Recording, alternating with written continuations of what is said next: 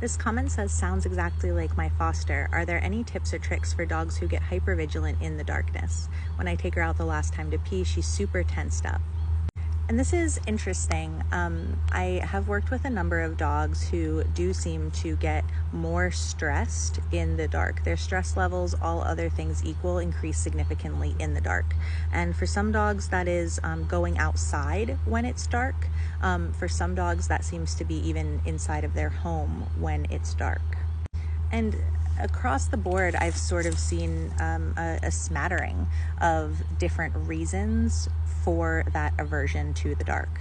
I have had some clients who seem to be very, very worried about wildlife and predators in the dark, and sometimes wildlife that are not predators. I have had some dogs who seem like they may have vision issues related to the darkness, which is interesting. And then I've had still other dogs who seem to have likely made some negative associations with scary things happening at night or in the dark.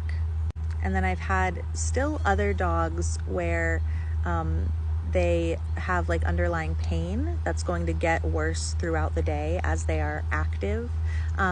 And so they may have a harder time at night, although not all of those dogs, it doesn't seem in all of those dogs that it's necessarily connected to the darkness as much as the later time of day. And so that's a bit of a different thing, but something that I think can overlap with this aversion to the dark. And for some of those dogs where there seems to be like an emotional association with the dark itself that's negative, in some of those dogs we've been looking at trauma-related stress, trauma disorders, where we have known events that have happened in the dark and the behavior changed dramatically after that event. And so it's definitely one of those things that it's super, super interesting to me. And I'd be very curious to hear from other folks who maybe have dogs or who have worked with dogs who seem to be afraid of the dark, essentially, and who and what they've done to support those dogs. For my clients, it's sort of depended on what is going on. So for a lot of them, in terms of management, we try to make the world a bit brighter.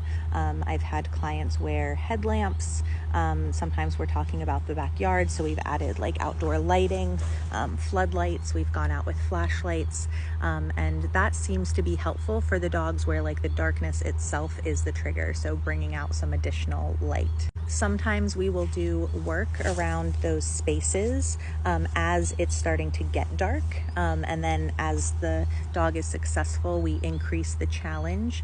So working as it's a bit darker and darker, and by working I mean we're doing things like on-off switch games, calming enrichment, pattern games, with no other triggers around. We're just trying to feel safe, engage in self-regulating behaviors, and create positive associations at dusky times, and then a little later, and then a little bit later, or we're moderating the level of the challenge with our like man-made lights. Very, very, very important, as with anything else, that the dog knows how to opt out of the session. They have a way to say, okay, I'm done with this, and flight out of there. We're of course keeping an eye on stress levels.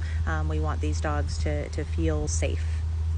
In cases where we have a known aversion to wildlife, coyotes have been a big one. Sometimes we are doing some work around those smells specifically. And then of course we're also working more broadly on things like self-regulation and co-regulation, resilience to stress, reducing other stressors, which makes tolerating our stressors easier because there's less trigger stacking, a greater window of tolerance. Behavior medication is often helpful, and those are all things that are we're doing broadly, not necessarily directly in reference to the fear of the dark, but that are going to help with the fear of the dark and the ability to cope with that.